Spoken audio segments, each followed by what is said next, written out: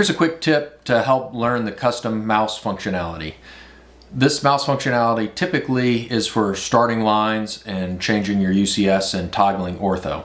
So if I hit Control middle button, I can start drawing a line, and let's say I draw a line in this direction 90 feet because I want to do 90 parking spaces, and then I go in this direction 18 feet.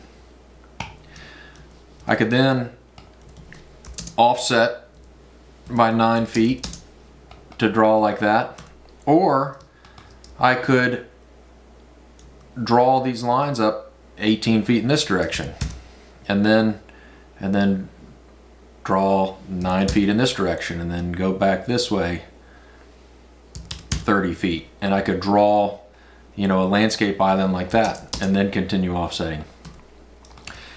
I can use the Control Shift middle button to set my UCS to this line, and if I turn this off, I can also toggle my ortho with Shift middle button to be orthogonal in this direction, and then go 9 feet like that, and then go in this direction 30 feet.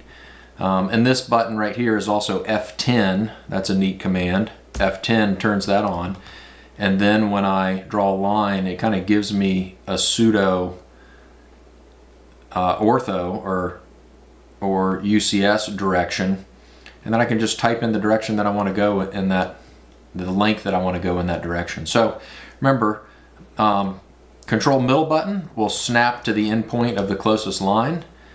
Shift middle button toggles your ortho, and then Control Shift middle button to toggle your UCS. So we don't have any named UCS right now, so it just stays. But if I have named UCS like site and world, then it'll toggle between the two. Or if I hover over a line and press Control Shift middle button, it'll set my UCS to that line. So make sure you learn those three custom mouse functionality really well, and that'll help speed up your drafting quite a bit. And that's it for today.